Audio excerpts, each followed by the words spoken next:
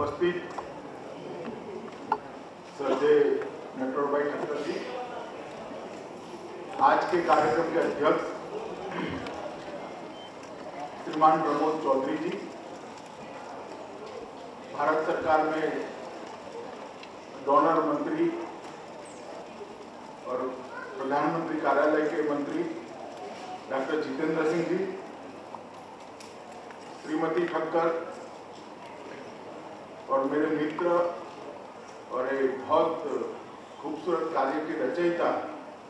श्री सुनील देवधर जी, और आज श्री नटवर भाई ठक्कर को सम्मानित करने के लिए यहाँ हॉल में उपस्थित सभी भाइयों और बहनों, सबसे पहले तो मैं माय होम इंडिया संस्था को हृदय से साधुवाद देना चाहता हूँ।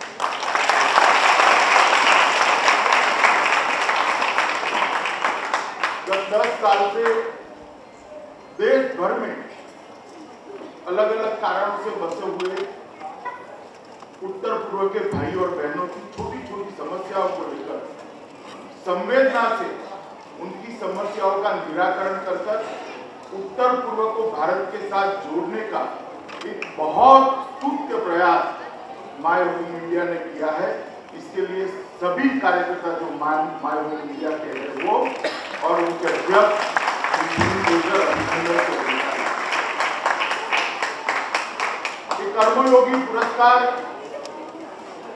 उन्होंने जो नॉर्थ ईस्ट में उत्तर पूर्व में काम करने वाले पूरा जीवन खपाने वाले लोगों के लिए शुरू किया है। इससे भारत के बाकी हिस्से में, पूर्वोत्तर के सिवाय के बाकी हिस्सों में एक चेतना, एक भावना, एक जागृति का भाव जगाने में उनको काफी सफलता है। आज की भी बात करिए, नटवर भाई ठक्कर को सम्मान की कोई जरूरत नहीं है। एक समर्पित, एक त्यागी, एक सेवाभावी जीवन में कोई सम्मान करे न करे, अपना फर्ज समझकर वो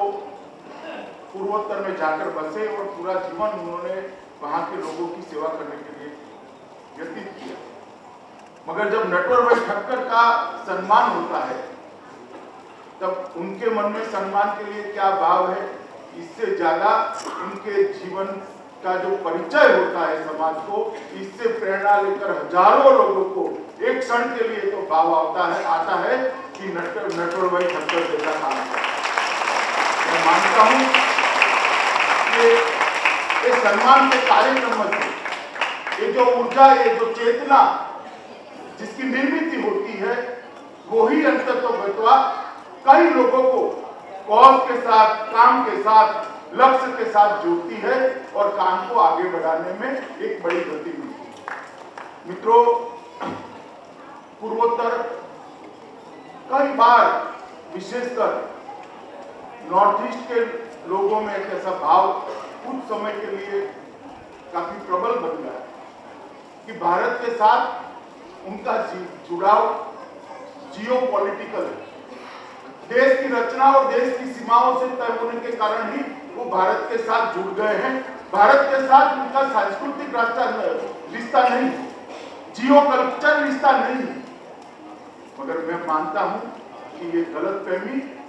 बहुत कम समय में मिटा दी गई है और अब धीरे धीरे पूर्वोत्तर के लोगों का भारत के साथ जुड़ाव बहुत मजबूती से और मुखर कर बाहर आने लगा। पूर्वोत्तर के साथ हमारा जुड़ाव बहुत पुराना है। महाभारत काल में अर्जुन ने अपनी एक शादी पूर्वोत्तर में की। जब वो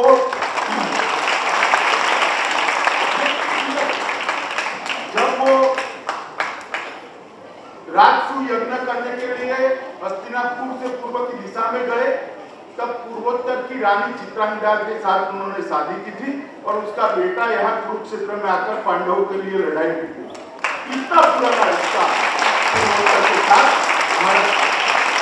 ये रिश्ता कोई 100 साल का नहीं है। महाभारत का काल की गणना कर ले तो करीब 5100 साल से जिसका प्रमाण हमारे पास है, रिश्ता तो उससे भी पुराना है। ये रिश्ता कुछ मिथक के कारण से, भ्रांति के कारण टूटने आया। और उस वक्त कई लोगों ने, नटवर भाई खट्टर जैसे कई लोगों ने अपना जीवन लगाया, जीवन खपाया, तब जाकर आज पूर्वोत्तर हमारे हाथ में है और पूर्वोत्तर आज भारत का अभिन्न अंग बनकर देश की नक्शा तो गौरवान्वित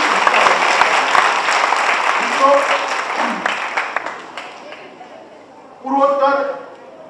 मैं भारतीय जनता पार्टी का अध्यक्ष बनने के बाद पूर्वोत्तर के सभी राज्यों में गया हूं और रात्रि निवास कर रहकर पूर्वोत्तर की स्थिति को जानने का मैंने प्रयास किया।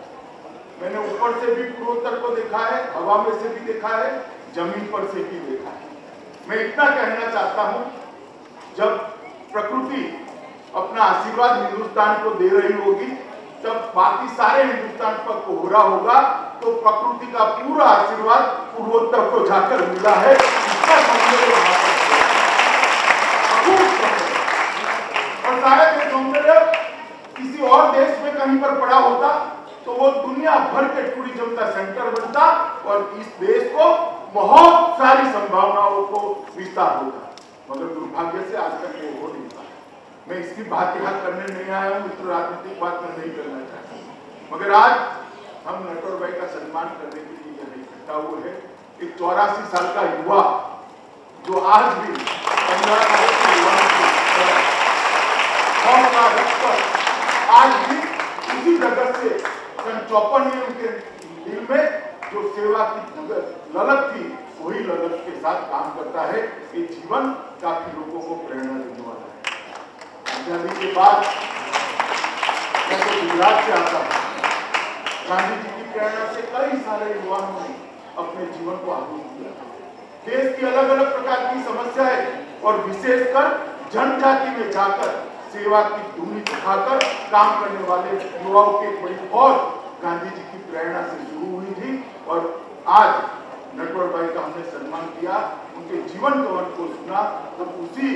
एक जो कड़ी है उसकी अगली श्रृंखला हमें दिखाई पड़ती है। गुजरात के बॉर्डर पर, महाराष्ट्र के बॉर्डर पर दाहनों से जाकर नागालैंड में जाकर फंसना, नागालैंड में कदाचित किसी का पोस्टिंग भी हो जाए तो उसको कई सारे विचार आते हैं। सरकारी अधिकारी को अगर नागालैंड में इसका ट्रांसफर हो जाए तो कई सारे विचार आते हैं। उसी समय एक युवा 23 साल की उम्र में जाकर तय करता है कि मैं मेरी इच्छा से पूरा जीवन नागा हिल पर बिताऊंगा और वहां की ही महिला से शादी कर पूरा जीवन नागालैंड और नागा हिल की आजादी के समय कई सारे लोगों ने अपने जीवन को आजादी के लिए बलिदान किया। वो समय था जब बलिदान की जरूरत थी, शहादत की जरूरत थी। हंसते हंसते फांसी के फंदे पर भी चढ़ गए और हंसते हंसते गोलियां भी झेली। मगर आजादी के बाद जब समय आया कि देश के लिए जीने की जरूरत है, जीवन का हर क्षण देश के लिए समर्पित करने की जरूरत है, उस वक्त नटवर भाई जैसे लोगों ने इस परंपरा को आगे बढ़ाया है। मैं मानता हूं नटवर भाई, आपने जो रास्ता दिखाया है, आगे पर कई लोगों के जीवन में एक प्रकाश की निर्मित करेगा, एक प्रकाश की निर्मित करेगा और हमें ऐसे कई युवा भी इससे मिलेंगे कि आगे पर ये आपके काम को आगे ले जाए। 9 बार आतंकवादियों ने हमला किया, 3 बार तो जानलेवा हमला किया, इसके बाद भी अपने काम पर डटा रहना अपने आप में एक बहुत मजबूत व्यक्तित्व के, मजबूत मनोबल के धनी की निशानी है और आपने करके दिखाया है। इसका हम सब यहाँ पर हॉल में जो है वो सम्मान करते हैं और हृदय से करते हैं। भारत को आप जैसे मनुष्यों ने ही एक अच्छी दिशा दी है और भारत का आज क्योंकि जिस तरह से नटवर भाई ने काम किया, उसी तरह से जाने अनजाने कई लोगों ने पूर्वोत्तर भारत में जाकर बहुत अच्छा काम किया। देश की आधी जनजाति बस्ती जहां पर बस्ती जिसका क्षेत्रफल उत्तर प्रदेश से बड़ा है, ऐसा विभाग देश से अगर कट जाता, अगर इस प्रकार के व्यक्तित्व न हो, अलग अलग विवाद, अलग अलग ईश्वर की लिए की कल्पना, अलग संस्कृति, अलग भाषा, अलग खान पान, अगर अलग अलग वेश, उसके बावजूद भी उत्तर प्रदेश उत्तर पूर्वी क्षेत्र के सभी राज्यों को जोड़कर इस प्रकार की सेवा की प्रवृत्ति में रखा है। बांग्लादेश बनने के बाद, भौगोलिक रूप से कटने के बाद भी आज उत्तर पूर्व हमारे साथ जुड़ा रहा है। उसमें कई सारी संस्थाओं का बहुत बड़ा योगदान है और मैं आज बहुत मन से और गर्व से कहना चाहता हूं कि राष्ट्रीय संसद संघ का योगदान इसमें बहुत ज्यादा।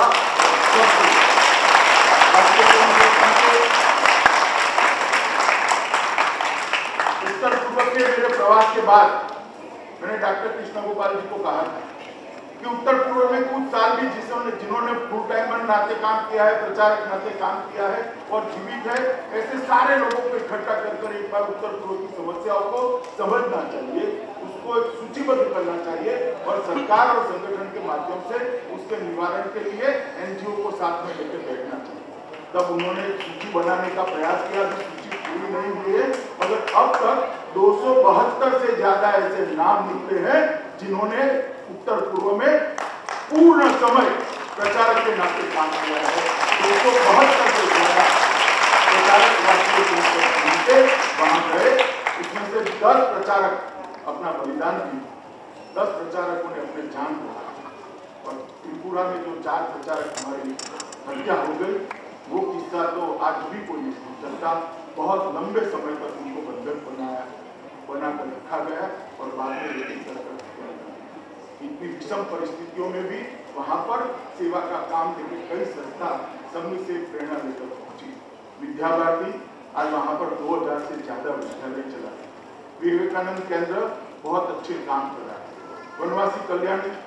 केंद्र, वनवासी कल्याण परिषद अनेक विद्यालयों में वहां के विद्यार्थियों को भेजने का काम कर रही है और यहाँ के विद्यार्थियों को वहां ले जाने का काम कर रही है। एबीवीपी का सील कार्यक्रम, मेरा परिचय तब आया जब मैं विद्यार्थी परिषद का कार्य करता था और हमारे यहाँ कर्णावती में, अहमदाबाद में भी सील के 25 विद्यार्थी रहने के लिए आए थे, तो उनके लिए घरों की व्यवस्था करने के लिए मैं जब निकला तब मुझे भी लगता था, सूचना दी गई थी हमारे रमन भाई पटेल कर विद्यार्थी परिषद का हमारा काम देखते, तो उन्होंने कहा कि भाई जाओ गवर्नमेंट को। मुझे भी लगा कि क्या जब नॉर्थ ईस्ट के विद्यार्थी आए और उनके पास से 85-86 में नॉर्थ ईस्ट की स्थिति को जाना, तब मुझे मालूम पड़ा कि सील क्या, सील के कारण ही आज नॉर्थ ईस्ट के हजारों बच्चे हिंदुस्तान के बाकी विभाग में किसी परिवार में रहकर अनुभव लेकर 2 या 3 राज्यों में लेकर अपने प्रदेश में वापिस जाते हैं और एक भावना लेकर जाते हैं कि उत्तर पूर्व इस देश का अभिन्न अंग है और पूरा देश। मैं मानता हूं कि विद्यार्थी परिषद के कार्यक्रम ने बहुत बड़ी सेवा की है उत्तर पूर्व को भारत के साथ जोड़ने में। रामकृष्ण मिशन भी सालों से लगा है। देश भर की कई सारी संस्थाएं वहां पर विकास के काम और वहां की जनजातियों को अपना गौरव समाहित करते हुए देश के साथ जुड़ने में बहुत बड़ा योगदान दिया है। आज नटवर भाई के जब सम्मान का दिन है, उसी दिन वो जाने माने अनजान बलिदान जिनका हुआ, वो सभी कार्यकर्ताओं को, नामी अनामी कार्यकर्ताओं को मैं आप सबकी ओर से और मेरी पार्टी की ओर से हृदय से श्रद्धांजलि देता हूँ, क्योंकि उन्होंने नॉर्थ ईस्ट को भारत के साथ जोड़ने का काम किया। मित्रों, भारतीय जनता पार्टी की सरकार जब भी बनी इस देश में, भारतीय जनता पार्टी के नेतृत्व में बनी, तब हमने उत्तर पूर्व को सबसे अग्रिम किया। पहले भी जब अटल जी की सरकार बनी तब डोनर मंत्रालय का निर्माण किया गया और वो उत्तर पूर्व के विकास से वंचित विस्तार के अंदर विकास को पहुंचाने का प्रयास किया। डोनर फिर से डोरमेंट हो गए। नरेंद्र भाई के आने के बाद डोनर को फिर से सजीवन कर जितेंद्र भाई के नेतृत्व में आज डोनर मंत्रालय चक्रीय व्यवस्था से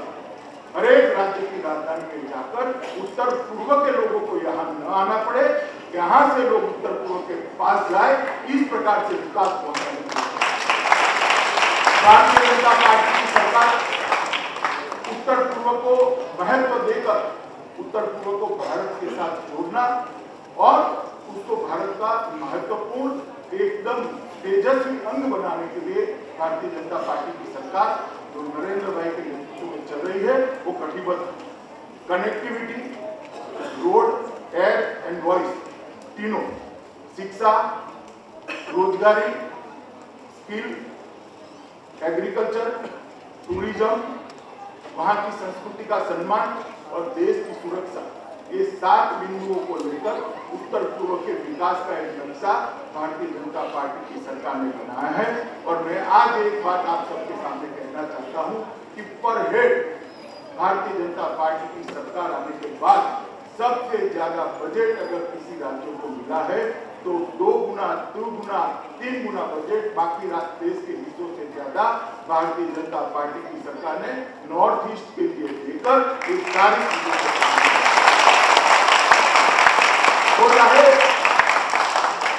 चाहे रोड कनेक्टिविटी हो, चाहे एयर कनेक्टिविटी हो, शिक्षा के माध्यम से लोगों को रोजगारी बनाने की बात हो,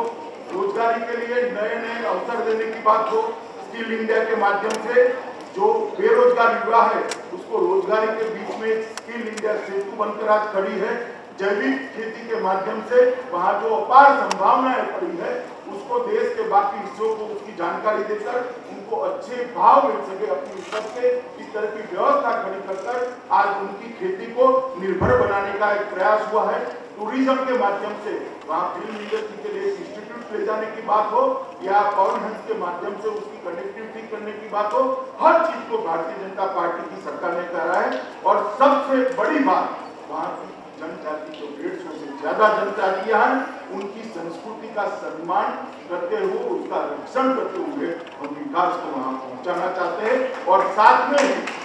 नॉर्थ ईस्ट के सभी भाइयों में देशभक्ति की भावना जगाकर एक सुरक्षा का अभेद बनाने की शुरुआत भारतीय जनता पार्टी की सरकार ने नरेंद्र भाई मोदी के नेतृत्व में की है। मैं मानता हूं कि वो दिन अब दूर नहीं कि नॉर्थ ईस्ट के लिए सबको चिंता है। नॉर्थ ईस्ट देश के बाकी हिस्सों की तरह ही भारत का एक अच्छे राज्य बनते विकास को हासिल करेंगे। इसके लिए आज तक जितनी भी स्वयंसेवी संस्थाओं ने और नटवर भाई जैसे कर्मी योगियों ने जो प्रयास किया है वो सरकार के प्रयास से कम नहीं है। वो प्रयास का मूल्य, जिन्होंने जीवन का बलिदान दिया है उनका मूल्य सरकारी प्रयास के और सरकार के बजट से अनेक गुना ज्यादा महत्व रखता है। राष्ट्रीय स्वयंसेवक संघ सभी संस्थाएं और सभी कार्यकर्ताओं ने जो काम किया है, मैं मानता हूँ कि आज वो दिन आ गया है कि नॉर्थ ईस्ट भारत के साथ एक अभिन्न हिस्सा बनकर दुनिया के सामने हम रहेंगे। और दुनिया के सामने जो हमारे बॉर्डर स्टेट है वो भी अपनी जनजातीय संस्कृति को संजोकर संभालकर विकास कैसे हो सकता है उसकी एक अच्छी मिसाल हम दुनिया के सामने पेश करेंगे। आज फिर से सबसे पहले तो मैं माय होम इंडिया को अभिनंदन देना चाहता हूँ, साधुवाद देना चाहता हूँ कि बहुत अच्छा कार्यक्रम भारत की राजधानी में किया और भारत की राजधानी में प्रेस के माध्यम से नटवर भाई का जीवन पूरे देश के लोगों के पास पहुंचे और हजारों युवाओं को प्रेरणा दे, ऐसे कार्यक्रम की रचना की। इसके लिए मैं उनको बहुत बहुत साधुवाद देता हूँ और श्रद्धेय नटवर भाई को भी उनके स्वास्थ्यपूर्ण आयुष्य और शतायु के लिए ईश्वर प्रार्थना कर उनकी जो कर्मयोगी जैसा जीवन रहा है उसको मेरे शब्दों की भावांजलि देकर मेरी बात को समाप्त करता हूँ। वंदे मातरम।